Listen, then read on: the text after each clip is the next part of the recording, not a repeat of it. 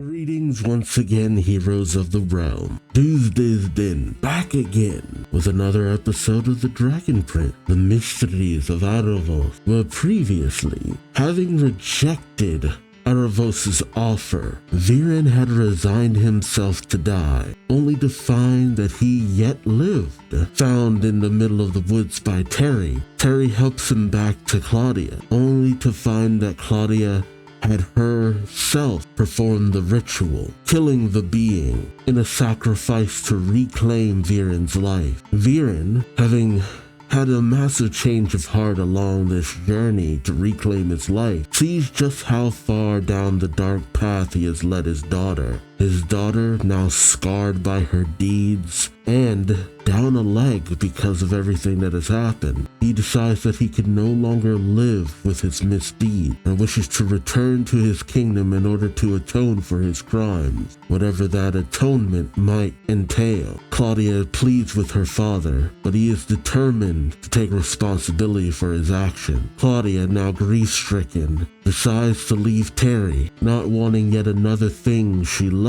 forcibly taken away from her or choosing to leave her, with Claudia determined to fulfill her end of the bargain with Aaravos. Meanwhile, Caleb, Rayla, and Ezrin are at an impasse as to what to do with the pearl that houses Aaravos. Caleb simply wishes to destroy it and be done with it, not wanting to somehow be controlled by Aaravos, whereas Ezrin simply wishes to lock it away, as its destruction could simply lead to Aaravos' freeing. During the night, Caleb supposedly finds himself puppeted by Aaravos. Whether or not this is sleepwalking with his troubled mind in regards to the pearl, or actually Aaravos' manipulation, it's hard to say. But Caleb has come up with a plan in the meanwhile. Create a decoy pearl for anyone who might come seeking said object, and in the meantime, Caleb and Rayla will head to the Star Spire in order to find a way to hopefully successfully and safely destroy the prison and end Aaravos once and for all. Is this a fool's errand that leads directly into Aaravos' hand? Or is this the best plan we could possibly have in order to permanently put an end to the Star Touch-Elf? Join me as I find out, won't you? Oh, it's now Claudia. Dang. Another piece to the board. Oh, Claudia. See, that's what makes me wonder if it was actually Aaravos controlling Caleb, or if it was Caleb's own paranoia, because it feels like Aaravos has turned his attention to Claudia specifically. But we've never really seen Aaravos contact Claudia. Book 6, Stars.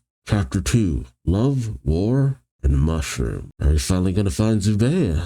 He's terrified. Can't blame him for that. Do you even know where to look for Zubeia? Oh, really? Although, an episode with only Thorin and Zim. Yeah, Corvus is needed in this one. Not a thing you'd expect to wake up to. Yeah, he's a hugger. He meant literally. Yeah, they need an expert tracker. There we go. He's ready to do it to it. Oh, yeah. Oh, boy. Oh, I get what she's getting at here. It is odd that amongst the 6 of them, no one else noticed that one was ready to betray. At least one of you should have noticed, to some degree. Not an easy thing to blame one of your peers for insurrection and treason, but when the previous bit of treason came from her own brother, anything is possible. Oh boy, afraid. And of course he's afraid. He's not really sure what's about to happen here. I can't blame her for being angry though. Yeah. Whoa, Amaya. I was only trying to help. I want to say Amaya say something, but I mean, she can say something, but there's not really much she can say to that. I want to be like, Amaya, talk to your woman. But I think Janai just needs some time. It's bad enough to be betrayed by your brother, but to have yet another person you should have been able to trust kind of betray you. Read the room, buddy. Yeah, ooze. Yeah, Soren, I feel like you probably should have told more people about the fact that she was bitten. Okay, so they knew she was bitten. I guess they thought she shook it off too, like I did. And yet, well, she didn't want to worry Zim, and yet now Zim is worried. You're not good with word hands, charades. Yeah, Soren is the kind of guy who would throw a bunch of parties. And Corvus is the kind of guy who would politely decline going to a lot of those parties. Get a better vantage. Okay, yeah. Yeah, something crashed, but what happened to her afterward? I know she flew, crash. How many times did she crash? Chennai. Oh, Kareem in the reflection. You need to talk to someone. Oh, no, don't burn the tree. Don't burn the tree. Yep. No, not the right thing to do. Okay, there's a path of mushroom. Hey, she never left. Okay, so she only crashed one time. Okay, I thought she got further away than this. But there's no sign of her leaving? What did the magic mushroom man do? Poof. How do you poof a dragon that big? What you're not seeing is the mushrooms. I gotta come upon like a fairy ring or something? Don't eat it. Do not eat it. Do not eat that. God. And this is why we brought Corvus. More than just a tracking. We need somebody to keep this little dum-dum in line. Follow the shirt. Did he? Oh, is he just gonna wait here? Oh, patrol for the sky. Yeah. Like, trying to handle all this by yourself is not the way to go. Don't push away the allies you do have. A king with 1,000 eyes. A king who was betrayed. Yeah. Betrayal can lead to a lot of suspicion about the people around you. Yeah, and plant too much paranoid. Shoot, that's how, in America we got, the Red Scare, where we were constantly like, are you a Russian invader? Are you a Ruski? This, that, and the other.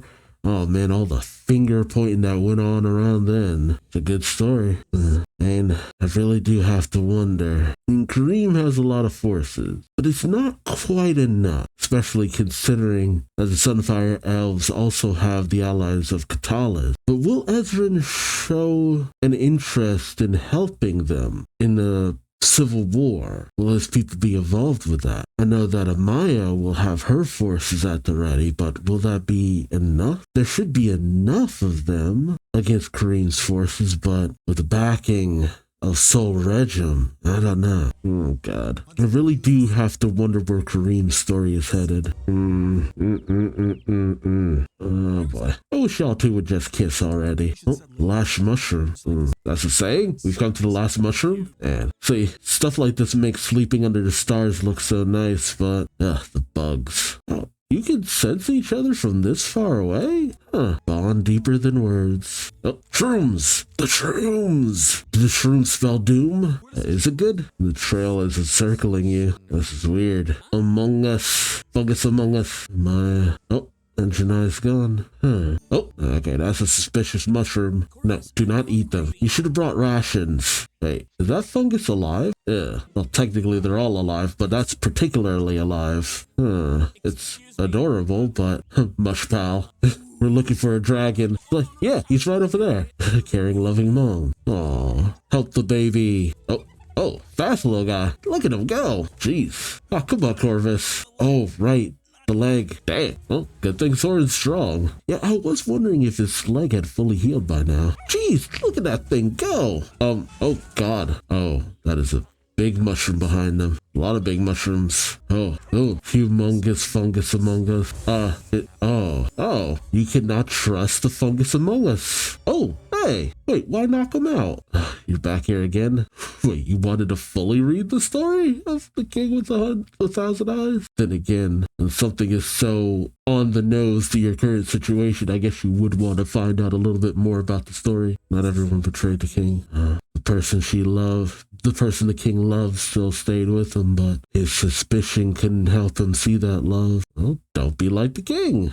There you go. Again, like I said, don't push away the people who care about you. Of course she still has faith in you. See, a ruler who doesn't make mistakes is impossible to find. A ruler who owns up to their mistake, that is worth its weight in gold. Oh God, that's a whole lot of mushroom people. Mustache. Oh my goodness. What is with all the mushrooms? What is this place? Okay. What's with the hats? Even hat has a hat. Oh, put back on the mush hat. The mush cap is the only way to keep yourself from being turned into mush. Soren, you've done weirder things, buddy. Mushroomage. Muko the Mushroom Mage. Isn't that the voice of Clarion the Witch Boy? Nope, different voice actors. Oh god, he's got as many puns as Soren. Yeah, where did you bring the Dragon Queen? Yeah, a good way to keep her spirits up? Seeing her son. Aw, Mushkin. Probably been hard to feel worthy of the crown. Oh, they're both addressing their people. Are they back on good terms? There you go. Those with faith and those who fight against doubt. Yeah, okay. I'm like, Cream, you know you're still outnumbered though, right, buddy? I'll find it hilarious if Soul Regim ends up betraying Kareem. Well, speaking of a new dawn, see, Janai talks about moving forward into something new, while Kareem talks about, keeping things of the past, which isn't a bad thing. But so much has been lost, you have to adapt to the changes, or you risk alienating those who would help you preserve what you do have. They both ask for the trust of their people. There you go. Both had good speeches, all things considered. Did you shrink her? Because it really is a question of how did you move her? Oh, you have to eat the mushrooms in order to shrink. How Alice in Wonderland of you. Would you like to go on a trip, Zim? Of course, Soren's just like, do it. I'm trying to eat some mushroom all day. Zim is fun size. Man, we could have used that a few times. Soren relates to wanting to see your mother. Oh, you guys are good at word hands. Soren is a good man with a big heart. Yeah, I don't think I'd want to see butterflies that close. You've grown up, she says, while they're both shrunken down. Yeah, the bay is a little out of commission right now, which is gonna make Soul Regim coming in all the more intense. So let me guess, when they need her most, she'll arrive. So she still has the infection. I mean, look, to know that she's healing is better than to know that she's on death's door or something. Aww. Referring to Ezrin as his brother. That's so sweet. Yeah. See, Janai made the right choice because, yes, you don't want to worry your people about the uncertainty going on, but it's also a good idea to be transparent about it as well, so they too can understand that, hey, look, I'm also feeling a lot of this, just like you, but we'll get through this together. Yeah. It's about time you finally had that wedding. There you go. Where is... Oh, yeah, he ate the mushroom. Yeah, figures. It's only a matter of time. How long does it take for that to wear off? Oh, wow. Halem and Rayla. I wasn't actually expecting to see them in this episode. Wait, what was there? What was that marking for? Mush hats. Mush hats, looking good in mush hats. Or mush caps, I should say. Oh, God. Mirko and his giant mush friend. The tree. Camp Katala's. Oh, God, Sora does have camp counselor energy. Oh, the book. The King with 1,000 Eyes. It's him playing with the mush friends. If I'm being honest, I'm actually surprised how much we focused on the Sunfire Elves. I'm not saying it's a bad thing, it's just, I don't know. The deep involvement of the Sunfire Elves kind of makes me wish that we had a Sunfire Elf ally from the very beginning. Because the Sunfire Elves, with how much we focus on them now, it feels like we needed to have focused on them much earlier on in the series beforehand.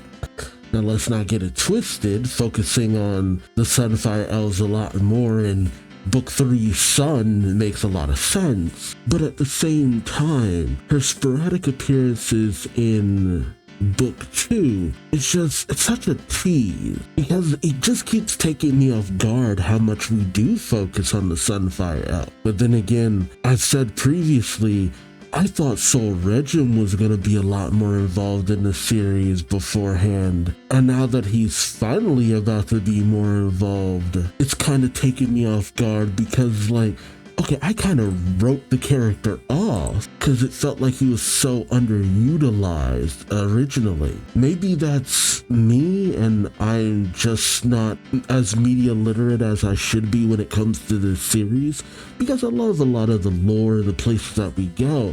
but it's sometimes kind of hard to tell what's going to be important going forward and what is just a bit of a side quest. And the revelation that we aren't ending things with this season has also kind of taken me off guard. Because I don't know why, but I really was under the impression that we were ending things at season 6. I guess because it would be such an even split. You have 3 seasons with 9 episodes in the first half, 3 seasons with 9 episodes in the second half. From what I understand, it was always written for 7 seasons, but then I'm hearing that there were 3 more seasons planned or being planned out for after the 7th season. So I'm like, okay, what more is there? Because are we not gonna fully deal with Aaravos by the end of the 7th season? That, man, a 10 season run is pretty damn good, all things considered, but geez, I'm just shocked at how long this has managed to keep going. Not saying it's a bad thing, but by the time we get to that, if we do get a full 10 seasons, that'll probably be about 10 years worth of a run. The 7th season should come out in 2005, 7, 8, 9, 10, yeah. And as long as we don't have the same gap, because seasons 2 and 3 both came out in 2019, and then you had a gap, nothing in 2020 or 2021. We came back in 2022, then 2023, then 2024 we had a season. So if you do a season per year, you finish things off on the 10th anniversary of the series. But then again, they could always have things end sooner, depending on the production. We'll just have to wait and see. But let me know your thoughts on this episode in the comment section below. Also remember to like, comment, subscribe if you enjoyed the ride. Thank you so much for watching, and until next time, I've been Duuz-Diz-Din, and I hope to see you later. So then, take care. Bye-bye.